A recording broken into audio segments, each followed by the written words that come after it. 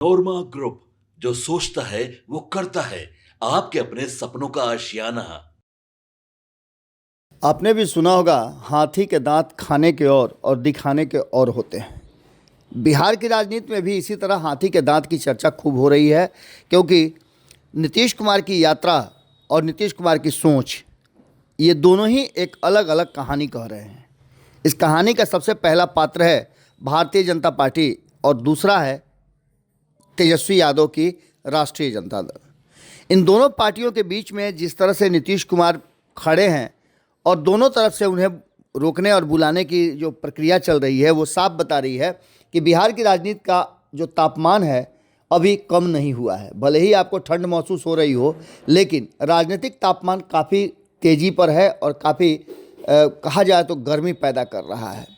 लगातार जिस तरह की प्रक्रिया हो रही है, वो देख करके आपको साफ लग रहा होगा कि बिहार में कुछ होने वाला है, और ये कुछ जो है वो नीतीश कुमार के एंड से ज़्यादा नज़र आ रहा है। कई लोग नीतीश कुमार के अभी भी पाला बदलने की बात कर रहे हैं, तो कई लोग कह रहे हैं कि ये ऊँट किस करवट बैठेगा, कौन कौन इस ऊँट के साथ होगा, ये कहना बड़ा मुश्किल है। तो वहीं दूसरी तरफ नीतीश कुमार को इस पाले में रखने और दूसरे पाले में जाने को लेकर के भी दो खेमेबाजी हो गई है। जनता दल यूनाइटेड के भीतर दो तरह की धाराएं चल रही हैं। एक जो नरेंद्र मोदी और भारतीय जनता पार्टी से दूरी बनाने की बात कर रही, जिसका दबाव बहुत ज़्यादा है। तो वहीं आपको बता दें कि चिट्ठियों के माध्यम से भी नीतीश कुमार को इस बात की जानकारी दी जा रही है कि वो जिस जगह हैं वो गलत है। लेकिन हाल ही में आपको बता दें कि नीतीश कुमार ने साफ साफ कहा है कि हमारा रिश्ता तो भारतीय जनता पार्टी से अभी से नहीं, 1994 से है, और ये एक लंबी यात्रा हमारी रही है। 30 साल से ज़्यादा हो गए, 40 साल से ज़्यादा हो गए, और हम साथ साथ हैं। बात इतना ही नहीं है, वो तो 90 से कहते हैं कि हमारा दोस्ती है। 90 में भी जब बिहार में मुख्यमंत्री लालू प्रसाद को बनाना था, तो पहल नीतीश कुमार ने ही की थी। इन सारी बातों को लेकर के अब जब बिहार की राजनीति की चर्चा करते हैं, और रात होते होते तक ये समझ में आने लगता है कि सब कुछ ठीक ठाक है, नीतीश कुमार के साथ सम्राट चौधरी उनकी प्रगति यात्रा पर हैं, तो दूसरे ही पल वो बातें याद आने लगती हैं जो यात्रा के शुरुआत में नीतीश कुमार के सबसे करीबी विजय कुमार चौधरी कहते हैं। आपको बता दें कि विजय कुमार चौधरी ने इस यात्रा के दौरान जो बातें कही थी, वो साफ साफ नज़र आ रहा है। राजनीतिक गलियारे में इस बात की चर्चा खूब हो रही है, और इस चर्चा के बीच में आपको बता दें कि मुख्यमंत्री नीतीश कुमार जब 23 तारीख को बेतिया में पिछले सोमवार अपनी प्रगति यात्रा आरंभ कर रहे थे, तब भाजपा या एनडीए घटक दल के आधिकारिक तौर पर कोई भी नहीं था, किसी प्रतिनिधि को शामिल नहीं किया गया था। हाँ, एक बात ज़रूर थी कि हमने आपको खबरों में बताया भी था कि रेणु देवी और वहाँ और भी जनक राम जैसे नेता जो भारतीय जनता पार्टी से हैं वो थे। तो उसके पीछे का कारण था कि वो वहाँ के जनप्रतिनिधि हैं, इसलिए उन्हें शामिल किया गया था। लेकिन वास्तविकता ये है कि इस बात को लेकर के राजद ने भी सवाल खड़े किए थे कि क्या ये सरकारी यात्रा है? अगर सरकारी यात्रा है तो इसमें एनडीए के घटक दल के बाकी साथी क्यों नहीं हैं? इसी बात को लेकर के जब नीतीश कुमार 23 और 24 को यात्रा की है और 25 तारीख को ब्रेक लिए, तो 26 तारीख को उनके बगल में एक शख्स नजर आए जो नीतीश कुमार के मंत्रिमंडल में उप मुख्यमंत्री हैं। बिहार के उप मुख्यमंत्री सम्राट चौधरी गुरुवार को नीतीश कुमार के साथ यात्रा में दिखे, और उसकी तस्वीरें खूब साझा की गई। खुद डिप्टी सीएम सम्राट चौधरी ने प्रगति यात्रा में शामिल होने का जो फोटो है, वीडियो है, वो साझा किया और कहा कि मुख्यमंत्री जी के साथ हम शामिल हुए थे। अब इसके राजनीतिक मायने लोग समझें, तब तक एक बयान जो 2 दिन पहले जदयू की तरफ से आया था, और नीतीश कुमार के सबसे करीबी, नीतीश कुमार के मंत्रिमंडल में जल संसाधन मंत्री विजय कुमार चौधरी बेतिया और मोतिहारी दोनों जगहों पर थे। तब यह कहा था कि पूर्व में भी मुख्यमंत्री नीतीश कुमार यात्रा पर अकेले निकलते रहे हैं, इसलिए इन बातों का कोई महत्व नहीं है। अब आप समझ सकते हैं कि एक तरफ विजय चौधरी का ये बयान और दूसरी तरफ अचानक से ये बात फिर से चर्चा में आ जाना कि अभी भी बहुत कुछ बदला नहीं है और नीतीश कुमार के डिमांड को पूरा नहीं किया है भारतीय जनता पार्टी ने। इस चुनाव से पहले राजद विधायक भाई वीरेंद्र लगातार चर्चा में हैं और वो नीतीश कुमार के असहज होने की बात कर रहे हैं। कल भी आपने देखा कि भाई वीरेंद्र ने प्रेस के माध्यम से ये बात बताई कि सीएम नीतीश कुमार को महागठबंधन में आने का ऑफर देते हुए उन्होंने कहा कि राजनीति में कुछ भी संभव है।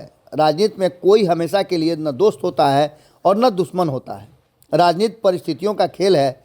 अगर नीतीश कुमार साथ आते हैं तो उनका हम स्वागत करेंगे, पहले भी कर चुके हैं। राजद विधायक के इस बयान से अब सियासत और गर्मा गई है। आपको बता दें कि भाई वीरेंद्र की बात करें तो भाई वीरेंद्र नीतीश कुमार के अत्यंत करीबियों में से एक हैं। अब उनके करीबी होने का और इस बयान का अगर जोड़ा जाए तो लालू प्रसाद के बयान भी आपको नज़र आए होंगे। लालू प्रसाद जब नीतीश कुमार 15 तारीख से यात्रा पर निकलने वाले थे तो क्या कह रहे थे, और जब लालू प्रसाद 23 तारीख को निकलने वाले थे तो उनके बयान में कुछ और बात थी। इन सभी बातों को लेकर के अब जो सॉफ्ट हुआ है राष्ट्रीय जनता दल, उसके कई कारण नज़र आ रहे हैं। आपको बता दें, जब एक दिन पहले ही बुधवार को अटल बिहारी वाजपेयी की 100वीं जयंती मनाई जा रही थी तो भारतीय जनता पार्टी के कई नेता अपने अपने बयान दे रहे थे और अपनी आस्था अटल बिहारी वाजपेयी में जता रहे थे। इसी दौरान बिहार के डिप्टी सीएम जो दूसरे हैं विजय कुमार चौधरी, उनका बयान आया और उन्होंने सच्ची श्रद्धांजलि देने की बात करते हुए कहा कि जब बिहार में भारतीय जनता पार्टी अपना मुख्यमंत्री देगी, अपनी सरकार बनाएगी, तब सच्ची श्रद्धांजलि होगी। और इसके बाद आप समझ सकते हैं कि नीतीश कुमार के मन में किस तरह के भाव आए होंगे। लेकिन दूसरे ही पल नीतीश कुमार के साथ इस बयान के तुरंत बाद 12 घंटे भी नहीं हुए थे कि नीतीश कुमार और सम्राट चौधरी एक साथ दिखे तो ये कहा जाने लगा कि सब कुछ ठीक ठाक है, कोई अंतर नहीं है। लेकिन हाल में जब केंद्रीय मंत्री, गृह मंत्री जो हैं वो अमित शाह, उन्होंने मीडिया के एक कार्यक्रम के दौरान जो बातें कही थी वो बातें भी आपको अच्छी तरह से याद होंगी। इसके बाद अंबेडकर पर दिए गए बयान और दूसरी तरफ अल्पसंख्यक समाज को लेकर के दिए गए बयानों को लेकर के नीतीश कुमार पर दबाव बढ़ता जा रहा है। नीतीश कुमार पर एक तरफ जहां इस बात का दबाव है कि आने वाले चुनाव में उनके साथ भारतीय जनता पार्टी किस तरह का व्यवहार करेगी, तो दूसरी तरफ उनकी पार्टी और पार्टी के भीतर जो चल रहा है उसको संभालने के लिए नीतीश कुमार को कोई बड़ा फैसला लेना होगा। इस बड़े फैसले में हमने आपको कई बार बताया है कि नीतीश कुमार की पार्टी में दो खेमे हो गए हैं। कुछ लोग हैं जो नीतीश कुमार के बहुत करीबी हैं और भारतीय जनता पार्टी के उससे ज़्यादा। उनका मानना यह है कि नीतीश कुमार को भारतीय जनता पार्टी के साथ ही रहना चाहिए और इससे उनका व्यक्तिगत स्वार्थ भी सिद्ध होता है।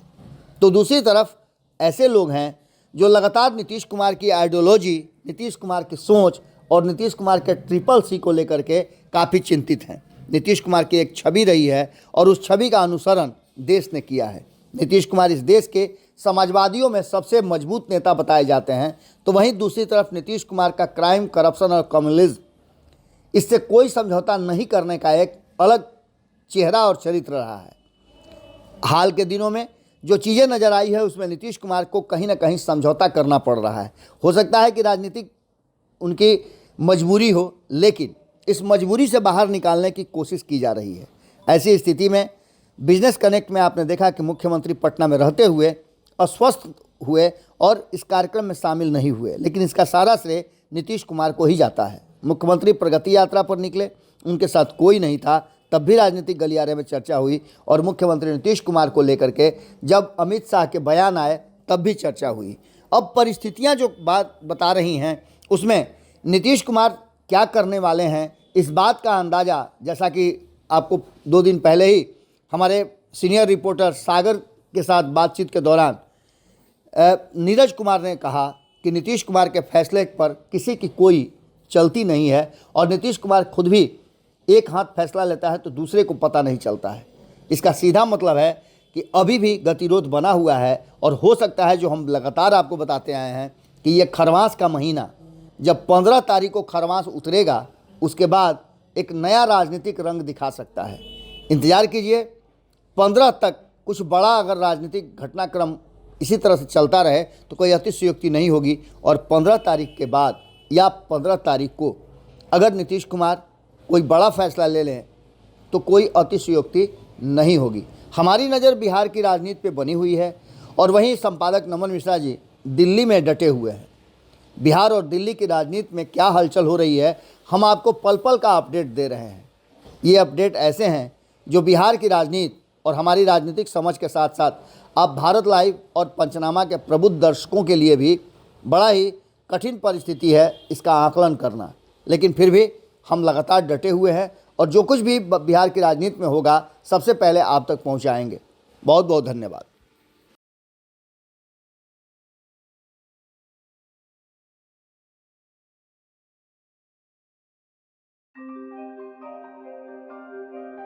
आपके सपनों को हमने सजाया है, ई होम्स पैनोरामा को हमने बनाया है। ई होम्स मेरा एक सपना था जिस पे मैं पिछले 4 साल से काम कर रहा था। हमने जो बनाया है वो सबने है माना। ई होम्स पैनोरामा में हो आपका भी आशियाना।